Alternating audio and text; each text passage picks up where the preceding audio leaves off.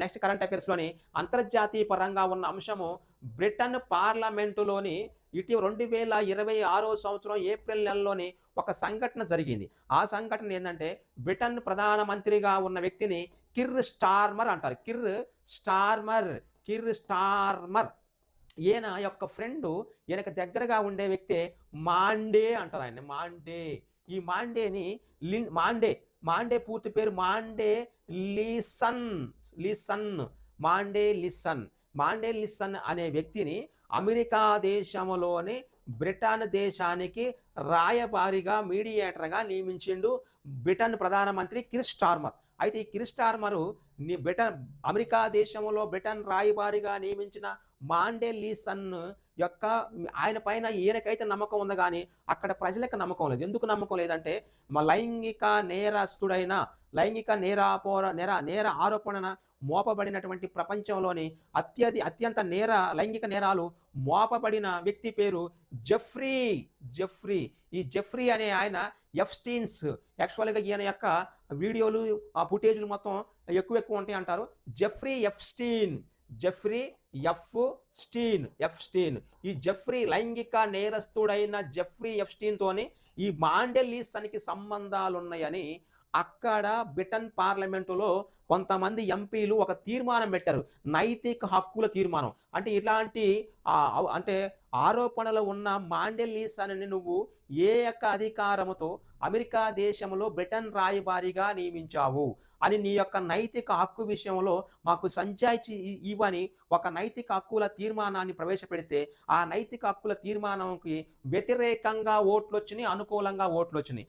దానికి వ్యతిరేకంగా ఇది కరెక్ట్ కాదు అని అంటే యాక్చువల్ నైతిక హక్కుల తీర్మానం విషయంలోనే మన 335 ఓట్లేమో మన ఈ యొక్క తీర్మానానికి వాళ్ళు అంటే వ్యతిరేకులు తీర్మానం పెట్టినటువంటి దానికి వ్యతిరేకంగా వచ్చినాయి. అంటే అప్పుడు పీఎంకి కిర్ స్టార్మర్‌కి అనుకూలమైనయి. ఇటు అనుకూలంగా ఓట్లు ఆ యొక్క ఓటింగ్‌కి అనుకూలమైనవి 223 ఓట్లు ఆ యొక్క తీర్మానానికి అనుకూలంగా వచ్చినాయి. వ్యతిరేకంగా ఓట్లు ఎక్కువ రావటం వల్ల కిర్ స్టార్మర్ పదవికి గండం లేకుండా పోయింది. బ్రిటన్ పార్లమెంట్ సిస్టమ్ వేరే ఉంటది.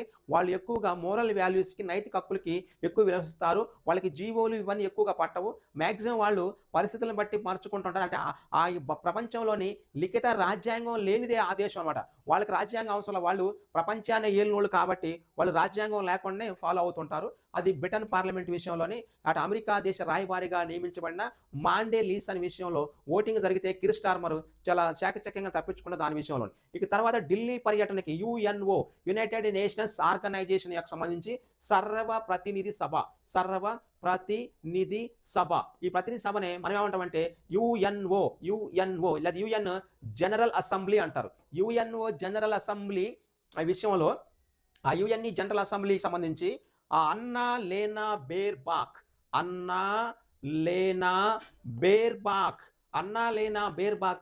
యుఎన్ఏ జనరల్ అసెంబ్లీకి నాయకత్వం వహిస్తున్నారు.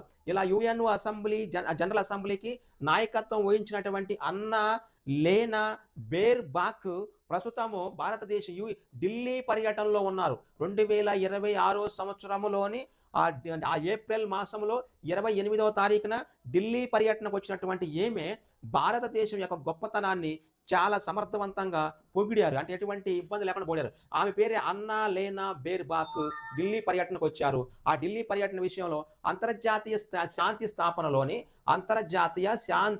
స్థాపనలో భారతదేశము 1948వ సంవత్సరం నుంచి చాలా సమర్థవంతంగా పనిచేస్తుంది. ఈ 1948 నుంచి భారతదేశము 53 దేశాల్లోని ప్రపంచ శాంతి కోసం పోరాడింది. ఆ పోరాడే క్రమంలో దాదాపుగా 3 లక్షల మంది సైనికుల్ని భారతదేశం మిగతా దేశాల యొక్క రక్షణ కోసం పంపిస్తే ఈ 3 లక్షల మందిలోని 184 మంది చనిపోయారు. అంటే భారతదేశము ప్రపంచ రక్షణ కోసము 1948 నుంచి పాల్గొంటే 53 దేశాల్లో అది పాల్గొన్నప్పుడు 3 లక్షల మంది సైనికులను పంపిస్తే దానిలో 184 మంది అక్కడ జరిగిన అల్లర్ల విషయంలో మరణించారు. అయితే ఇదే విషయంలోని మళ్ళీ మన భారతదేశ విదేశాంగ మంత్రి అయిన సుబ్రహ్మణ్యం జైశంకర్ మరియు అన్నా లేనా బేర్బాక్ ఇద్దరు కలిసి ఢిల్లీలో మీటింగ్ అయిపోయిన తర్వాత చర్చించుకుంది ఏంటంటే గాజా బోర్డ్ ఆఫ్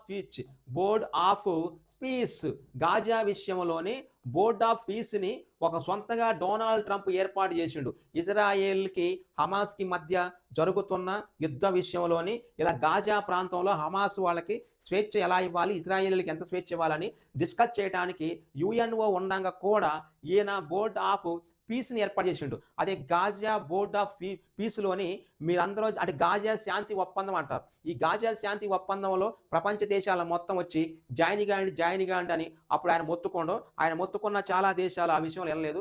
ఈ గాజా శాంతి ఒప్పందం అయిపోయిన తర్వాత అంటే ఆ విషయం తర్వాతనే ఇజ్రాయెల్ అమెరికా కలిసి ఇరాన్ పైన 2026 ఫిబ్రవరి 28వ తారీఖున యుద్ధాన్ని స్టార్ట్ చేస్తాయి. ఈ రోజు 28వ తారీఖు, ఈ రోజు వరకు అది కూడా ఏప్రిల్ 28 వాళ్ళు ఫిబ్రవరి 28 నుంచి మార్చి 28 నుంచి మళ్ళీ ఏప్రిల్ 28 దాదాపు 60 రోజుల వారికి పాటు ఈ యుద్ధం నడుస్తూనే ఉంది. నడిచినా కానీ దాని ఫలితం లేకుండా పోయింది. ఇరానే దిగి వచ్చి 2 షరతులు పెట్టింది. హార్ముజ్ జలసంధి విషయంలో, అణు పరీక్షల విషయంలో ఆ 2 విషయాల్లోనే మేము ఎక్స్క్యూజ్ ఇస్తామని వాళ్ళు అన్నారు. దానికి చూడాలి కదా ఎంతవరకు వస్తాయి ఏంటో అనేది అది కాలం నిర్ణయించాలి. తర్వాత అంతర్జాతీయ పరంగా దక్షిణ కొరియాలోని ఒక సియోల్ అనే ఒక హైకోర్టు ఉంటుంది. దక్షిణ కొరియా రాజధాని సియోల్లో ఉన్నదాన్ని సియోల్ హైకోర్టు అంటారు. ఈ సియోల్ హైకోర్టులోని మాజీ 2024 కంటే పూర్వము అక్కడ పరిపాలించినటువంటి అధ్యక్షుడు ఒక ఆయన ఉండో, ఆ అధ్యక్షుడు ఈ విషయంలోని ఆయన పేరు యూను మరియు సుక్కుయోల్. యూన్ సుక్కుయోల్ 2024కి పూర్వము దక్షిణ కొరియా అధ్యక్షుడిగా పనిచేశాడు. ఈ దక్షిణ కొరియా అధ్యక్షుడిగా పనిచేసే సమయంలో ఈయన యొక్క భార్య ఆమెనే కిమ్ కియోన్గా పిలుస్తారు. ఈ కిమ్ కియోన్ హికి అనే ఆమె ఆ భర్త యొక్క పదవిని అడ్డం పెట్టుకొని గోల్డెన్ మరియు డైమండ్ నెక్లెస్లు ఆమె ఆభరణాలుగా గిఫ్ట్లుగా పొందిందని చెప్పి సియోల్ హైకోర్టు ఇటీవల రీసెంట్గా 2026లోని ఈ 2024లో జరిగిన సంఘటనకి 2026 ఏప్రిల్లో ఈమెకి శిక్షను ఇంకా పొడిగించింది ఆటోమేటిక్గా. ఆల్రెడీ భర్త అనే ఆయన జైల్లో ఉన్నాడు. అక్కడ 2024లోని అక్కడ సైనిక పాలన వస్తే ఆ సైనిక పాలన తర్వాత అభిశంసనకు గురైతుడు. అభిశంసన తర్వాత ఈయన పైన క్రిమినల్ కేసులు పెడతారు. 2024లోని సైనిక పాలన తర్వాత అభిశంసన వస్తే అభిశంసన తర్వాత క్రిమినల్ కేసులతోని ఆ క్రిమినల్ కేసుల తర్వాత ఈయన యూన్ సుక్కుయోల్ ప్రస్తుతం మన దక్షిణ కొరియాలో జైల్లో ఉన్నాడు. ఈ జైల్లో ఉన్నటువంటి వ్యక్తి యొక్క భార్య కిమ్ యోన్ హికి అప్పుడు జరిగినటువంటి సంఘటనలోని ఈమె కొన్ని గిఫ్ట్లుగా స్వీకరిస్తే ఆ గిఫ్ట్ల పైన మన అక్కడ ఉన్నటువంటి స్థానిక జిల్లా కోర్టులు ఏమో శిక్ష ఎత్తే ఆ శిక్షను రద్దు చేయమని పైకోర్టుకి వెళ్ళినప్పుడు పైకోర్టు శిక్షను పొడిగించింది ఆటోమేటిక్గా. ఇక ఉన్నదే పోయింది ఉంచుకుందా పోయినట్టు ఆ విషయంలోని కొంచెం లోటుపాట్లు జరిగినాయి. అలా తర్వాత భారతదేశానికి చెందిన రక్షణ శాఖ మంత్రి రాజ్నాథ్ సింగ్, ఈ రాజ్నాథ్ సింగ్ గారు 2026 ఏప్రిల్ 28వ తారీఖున దాని SCO అంటారు. ఈ షాంఘై కోఆపరేషన్లో ఆర్గనైజేషన్ SCO అంటారు. అంటే షాంఘై కోఆపరేషన్ ఆర్గనైజేషన్, షాంఘై సహకార సంస్థలో దానికి సంబంధించి 2026లో ఈ సంస్థలో ఉన్న దేశాల రక్షణ మంత్రులు మొత్తం కలిసి ఒక దగ్గర మీటింగ్ పెట్టుకుందాం అనుకున్నారు. ఆ మీటింగ్ ఏంటంటే కిర్గిస్తాన్లో అంటే యాక్చువల్గా కిర్గిస్తాన్, ఆఫ్ఘనిస్తాన్, ఉజ్బెకిస్తాన్, తజకిస్తాన్, పాకిస్తాన్ అలా పేర్లు ఉంటాయి. ఆ విషయంలో కిర్గిస్తాన్ ఇది ఉత్తర ఆసియా ఖండ దేశము. ఈ కిర్గిస్తాన్లోని బిషెక్ అనే ప్రాంతం ఉంటుంది.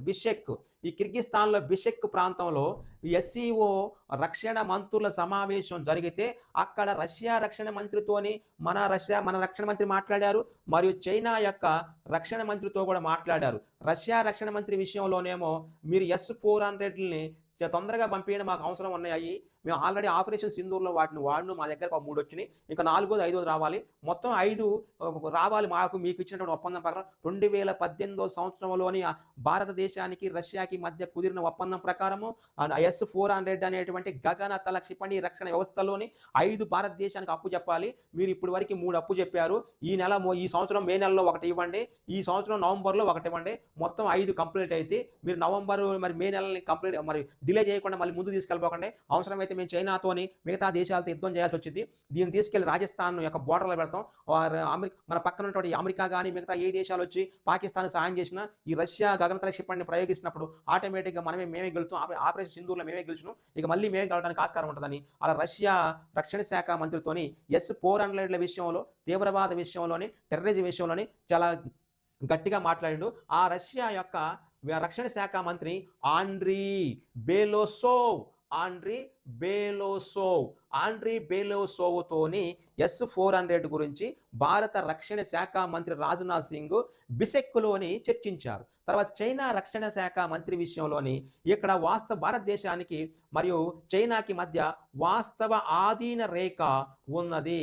ఆ యాక్చువల్ కంట్రోల్ లైన్, ఈ యాక్చువల్ కంట్రోల్ లైన్ దగ్గర, వాస్తవాధీన రేఖ దగ్గర ఉద్రిక్తలను తగ్గించండి. మీరు కవిచి మేము కవిచి మీ సైనికులు మా సైనికులు పిడిగుద్దులు గుద్దుకొని చనిపోవడం కంటే మరి ఇక ఓ లాభం లేదు కాబట్టి వాస్తవాధీన రేఖ దగ్గర ఉద్రిక్తలు తగ్గించాలని డాంగ్ జున్ చైనా రక్షణ శాఖ మంత్రి డాంగ్ జున్‌తోని వాస్తవాధీన రేఖ విషయంలో చర్చలు జరిపారు. ఆండ్రీ బెలోసోవ్‌తోని S-400 విషయంలోని చర్చలు జరిపారు కిర్గిస్థాన్‌లో ఉన్న బిసెక్ ప్రాంతంలోని. ఇది రక్షణ శాఖ విషయంలోని. దీని తర్వాత కావాల్సింది అమెరికా దేశము ఇటీవల కాలంలో యుఎన్ఓ విషయం చెప్పుకున్నాం కదా ఆల్రెడీ. ఆ యుఎన్ఓ తర్వాత USA United States of America వాళ్ళు 2026 సంవత్సరము ఏప్రిల్ నెలలోని ఒక విప్లవాత్మకమైనటువంటి బిల్లుని తెచ్చారు. ఆ బిల్లు ఏమంటే SICRED అంటారు. SICRED సీక్రెట్ బిల్లు అంటారు. దీన్నే సీక్రెట్ బిల్లు SICRED. దాన్నే safeguarding access to safeguarding access to కాంగ్రెస్నస్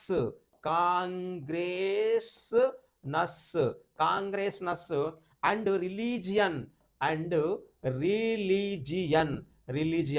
establishment from establishment and